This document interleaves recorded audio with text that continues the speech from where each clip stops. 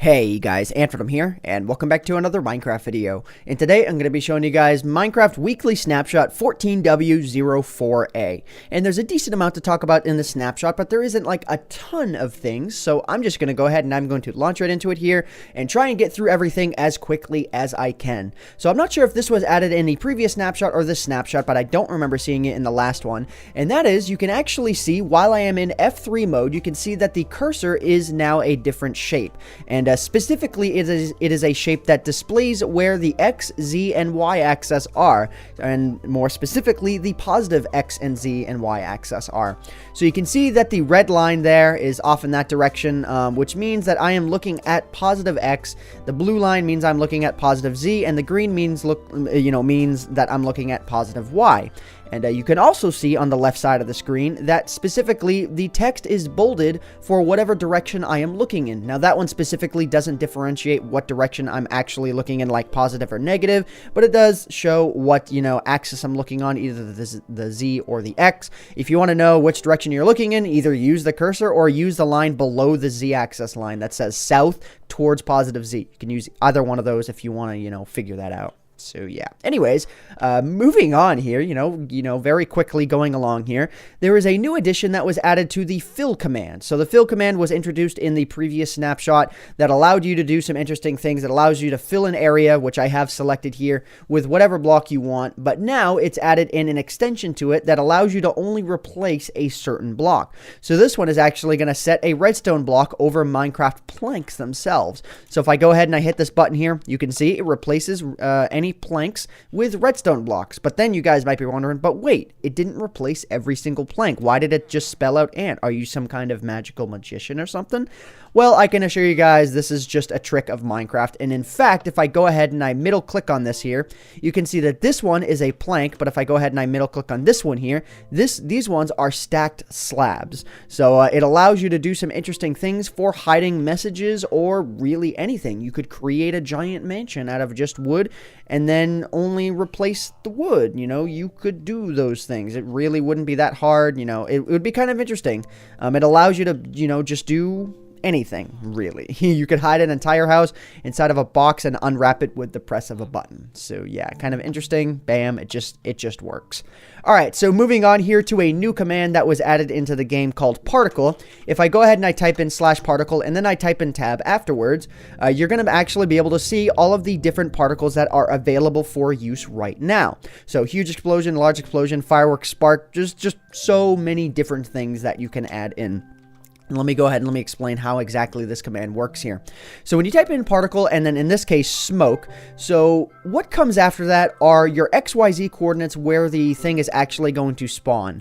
So you only need one set of coordinates here. You don't need two sets or anything like that. So what happens is that this one is set to 0.5 because by default, if I set this to ~0, which is sort of like the amount away from the command block it is, if I set that to 0, 1, 0, it's going to spawn on this corner of the block. And that's kind of ugly. So I have it at 0.5, so it spawns in the middle, and then 1, which is 1 above the bottom of the block, and then 0.5, so it'll spawn right on top of the block. And then these next coordinates are how far away from the block, or from that one coordinate point, the effect will go.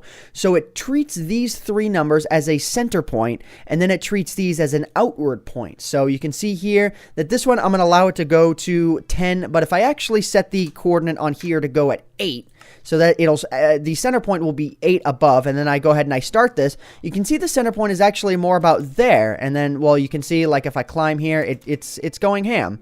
So if I go ahead and I stop that there, and I set this to about, let's set this to 15 in this case, and then I do that, you can see, whoa, that's, okay, weirdness has happened. Yeah, because I was actually standing outside of the center point, you didn't see it at all. But you can see the center point is somewhere up there now, which is why I'm not seeing it as I am down lower. Let's go ahead and let's set this to 1 here, and then let's go ahead and let's set this number here to 3, I guess. Actually, let's set this to 7 so you guys can actually see it in its full effect. Bam, you can see it's basically ending right there, but the middle is right around there. And then if I go ahead and I set this to like 2, and then 2. These are the XZ coordinates for how far away the effect will go. Bam! You can see now it's actually causing a pretty even circular effect going on here. So, you know, you can do some interesting things with this command. But another little thing as well with Valentine's Day coming up, another one that exists is the particle heart effect. And this one does the same thing as before. It spawns it at 0.5, 1, 0.5, but then it allows it to move 1 block away in every direction. And then the last 2 numbers that I didn't explain before are the speed and then the amount. So as you guys could see here before, the speed was 0.1 and then the amount was 1000. If I set this number to be too high, the speed, then you're going to see some really wacky things that don't really look like they're doing what they belong. Though if you maybe make the effect go through a wall, that might be kind of cool, because then you can't see the derpiness that's going on here. But yeah, so that could be interesting. But in this case, if I go ahead and again, if I set the speed on the heart here to be 5, then it's just, you know, well, I guess it doesn't matter as much for the hearts because they're kind of a fixed animation. Doesn't really matter all that much. But like if I set this to 50, let's go ahead and okay, there we go. Well, 50 I thought was going ham for a second, but it's really not. But anyways, let's go ahead and let's set our speed here back to 0.1. So again, it's not completely effective with every single one of them. But yeah, you can see it's, you know, the command block, it looks like, it's in love. The command block's in love. It's in love with the one next to it. It's so jealous of that smoke effect that's just going absolutely insane. Let's go ahead and let's set that to 0.2. Bam. Yeah. It's, oh, okay. That I don't think worked properly. 0.2. Let's, you know what? Let's even do 0.1 as I did before. Bam. There we go. Yeah, that's a bit cleaner. All right. So there we go. So that's that. Let's go ahead and let's move on from this point. So a new crafting recipe was added in for Mossy cobblestone. You can see item frames are a little bit glitched right now with full blocks sticking out of them. It shows the inside instead. But if you take cobblestone, you mix it with a vine, you get a Mossy cobblestone now. So it's not at all rare anymore. But a nice segueing into this is now the comparators pick up signals from the item frames themselves, specifically if there is an item in it. So if I go ahead and I drop an item in here, by default it's going to output a signal of 1, and now item frames also rotate on a 45-degree axis. So if I right click once, it's going to output a signal of 2, 3, 4, 5, 6, 7, and then if I right click, well, okay, 8, and then if I right click one more time, obviously the one on the end is never going to light because it's going to reset back to 0 here, or specifically to 1. So that's how that works now. So that's pretty awesome. You know, it allows you to make maybe, you know, some combination locks or something like that, or just generally have fun, you know, with whatever you want. I think combination locks are the most likely thing, and then maybe we'll see someone with a mob head that, or yeah, you could probably use the pointer up mob head or something like that as an indication for what direction your arrow is pointing. So there you go. That's something that you can use. Yeah.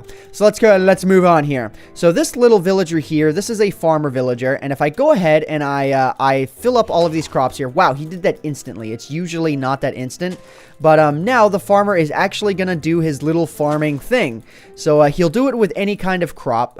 So he'll do it with wheat here. Oh God, he doesn't seem to replant them correctly. So here's how I set this up before. So before I had wheat in these middle slots, I had I believe I had potatoes in one of the outer slots, and then I had carrots in one of the outer slots, but he really seems to like to plant carrots. If I go ahead and I middle click here, those are regular seeds. Okay, so those are regular seeds, those are carrot seeds, those are carrot seeds, yeah. So he doesn't really plant them in the same way. So, yeah, kind of interesting. He'll take the crops and he'll plant them in whatever way he sees fit. And if you kill him, he won't actually drop the additional crops. Like, seriously, you are a butthole for failing at everything that you do, villager. Like, why can't you at least drop the crops that you hoarded for yourself? All right, anyways, moving on here. There was a little bit more automation that was added into the game here in the form that now dispensers will dispense player heads, and then I noticed they'll also dispense pumpkins as well, but let me go ahead and let me put a pumpkin actually in there. There we go. Bam, pumpkin.